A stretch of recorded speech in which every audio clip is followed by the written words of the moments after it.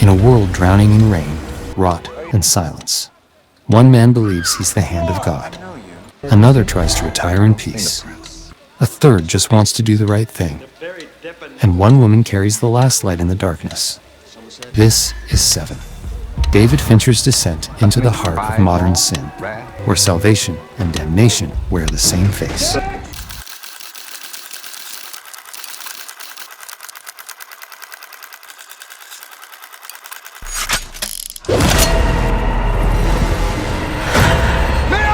Who's in the bar? You know, this isn't gonna have a happy end. Seven masquerades as a crime thriller, but it's something far more unsettling. A theological horror story disguised as police procedural. The mystery isn't who's killing, but why we recognize the world he's trying to create. Detective Somerset, played with weary wisdom by Morgan Freeman, counts days until retirement like a man counting down to execution. I just don't think I can continue to live in a place that embraces and nurtures apathy as if it was a virtue. He's seen enough to know that knowledge brings no peace, only the weight of understanding what cannot be changed. Do me the favor of remembering that. Detective Mills, Brad Pitt's raw idealism made flesh, Detective Mills. arrives in this unnamed city, believing he can make a difference. He brings his pregnant wife Tracy, his convictions, and his certainty that justice exists beyond the bureaucracy. Then, the murders begin. Not random violence, How about that? but sermons written in blood. 7 deadly sins become 7 deaths, each more elaborate than the last. Gluttony, greed, sloth, lust, pride, and the promise of 2 more to come. The killer calls himself John Doe, but he's less a person than a force. He's not hiding from the police. He's teaching them.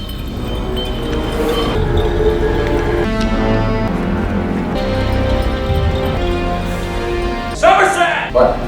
We had him. Talk in front of the fucking stairs. Every crime scene is a classroom. Took the tip of the blade, stuck it in his own shoulder blades.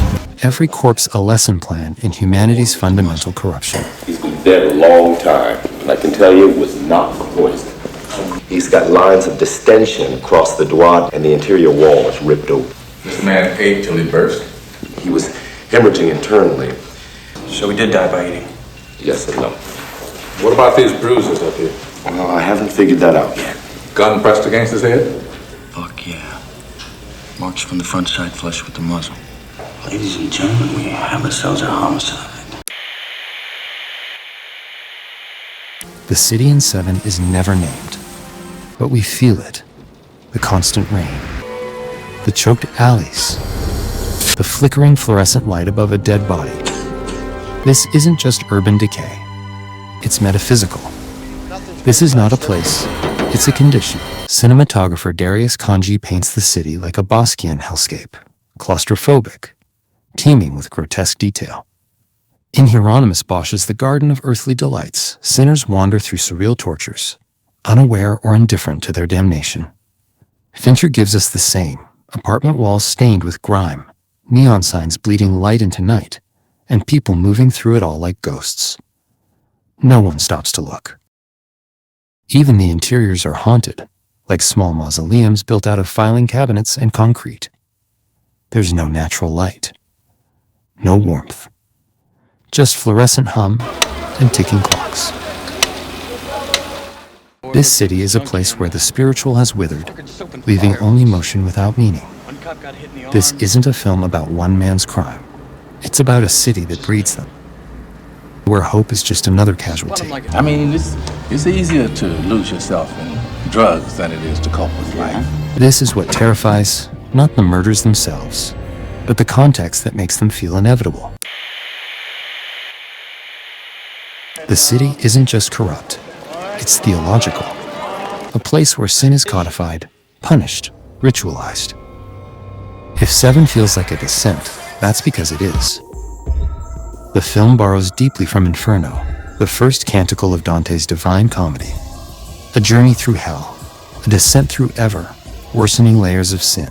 In Dante's epic, the traveler is guided by the poet Virgil through 9 concentric circles of hell, each devoted to a particular vice: gluttony, lust, fraud, betrayal. In 7, Somerset and Mills walk their own spiral, one crime at a time, one sin at a time.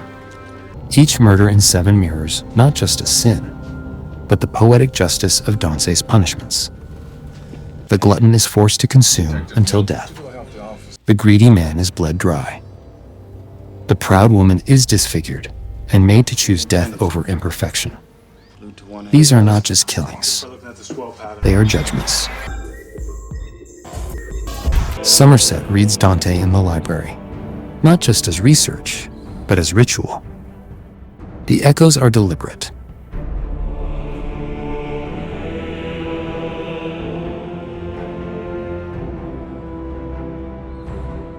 The killer models himself on the stern divine order of Dante's universe. Sin is not accidental. It is essential. And punishment must fit its form. Just as Dante descends through the circles of hell, Somerset and Mills descend into the killer's mind and into their own morality.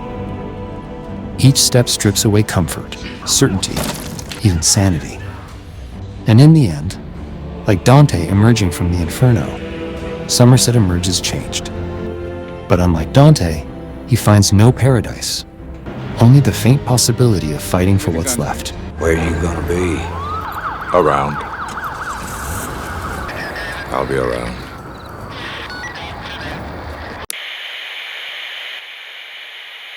John Doe enters the story like a dark messiah, covered in blood, but utterly calm.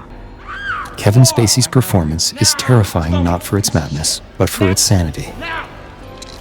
I'd like to speak to my lawyer, please. This is a man who has looked at the world with perfect clarity and decided it deserves judgment. He sees himself as surgeon to a diseased world. Each murder a precise cut designed to excise moral cancer. He's not finished. He wouldn't just stop. He's 2 murders away from completing his masterpiece.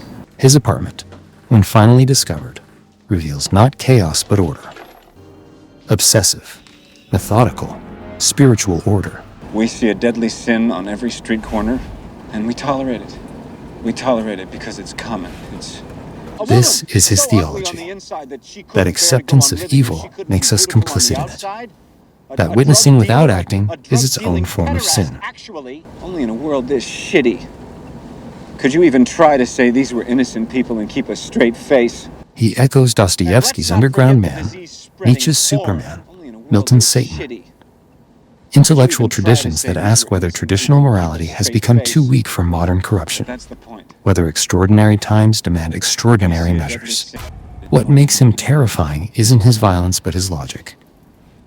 Every argument he makes about consumer culture, about moral relativism, about society's indifference to suffering, contains just enough truth to make us uncomfortable. He's not insane. He's what sanity might look like after too much exposure to human cruelty. Forever. In Fincher's vision of hell, Tracy Mills appears like an angel who has lost her way. Gwyneth Paltrow plays her with an almost otherworldly gentleness, soft-spoken, kind, luminous with the possibility of life itself. She represents everything this dying world has forgotten. Genuine intimacy, unguarded hope, the radical act of believing tomorrow might be better than today. Somerset? Hello. When she invites Somerset to dinner, she offers what the city has lost: the possibility of human connection beyond transaction or violence. All right already. Her pregnancy transforms her into a living symbol of futurity in a world obsessed with endings. She carries not just Mill's child, but the promise that creation might triumph over destruction, that love might survive indifference. This is why her fear about raising a child in this place cuts so deep. She sees what Mills, in his idealism, refuses to acknowledge: That goodness offers no protection in a world that has forgotten how to value it. Her conversation with Somerset reveals the film's tragic irony. I don't know. The wisest person in the story is the one with the least power to change it. David and I are gonna have a baby. I had a relationship once. It was very much like a marriage. We got pregnant. I remember thinking, how can I bring a child into a world like this? How can a person grow up with all this around them? But if you choose to have this baby, you spoil that kid every chance you get. She understands better than either detective what this environment does to innocence. She knows that love makes us vulnerable in ways that cynicism never can. The climax unfolds with the inevitability of Greek tragedy. John Doe has arranged not just murders but metamorphosis, the transformation of Detective Mills from idealist to instrument of wrath. This isn't about solving crimes anymore. It's about completing a philosophical argument written in blood and grief. What time is it? He's orchestrated a final scene, a theater of judgment, and the audience is Mills. Doe has arranged something to be delivered, a box. When the courier arrives, late, confused, apologetic, it feels random. This guy paid me $500 to bring it out here, man. But it's not. Doe has planned everything, down to the desert wind. Inside the box is the severed head of Mills' wife, off-screen, never shown. Fincher refuses voyeurism, but the silence that follows, it tells us everything. Don't come in here. After you'd left, I tried to play husband. I tried to taste the life of a simple man. It didn't work out. So I took a souvenir, her pretty head.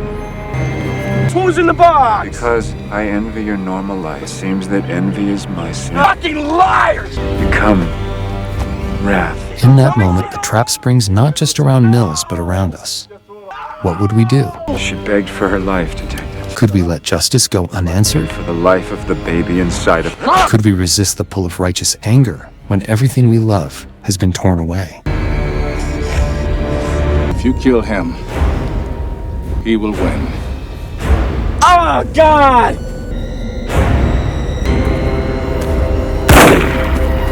When Mills pulls the trigger, he doesn't just kill John Doe. He validates every argument the killer ever made about human nature. The 7 sins are complete, not because John Doe planned them, but because he understood them. Wrath was always there, waiting for the right pressure, the right loss, the right moment of moral collapse.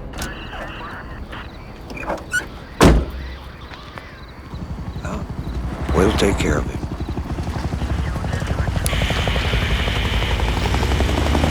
Seven was released in 1995, but the world it describes feels even closer now. We scroll past violence daily. We consume suffering like entertainment. We're encouraged to envy, to want, to spend, to indulge every day. The 7 deadly sins aren't medieval relics. They're business models. What makes 7 so unsettling is that we recognize ourselves, not in John Doe, but in the silence of the bystanders. In the moment before the trigger is pulled, the film doesn't preach. It doesn't offer salvation. It simply shows what happens when empathy erodes. In everyday life, this isn't about murder. It's about cruelty on the subway, about willful ignorance, about choosing not to care. Ernest Hemingway once wrote, "The world is a fine place and worth fighting for." I agree with the second part.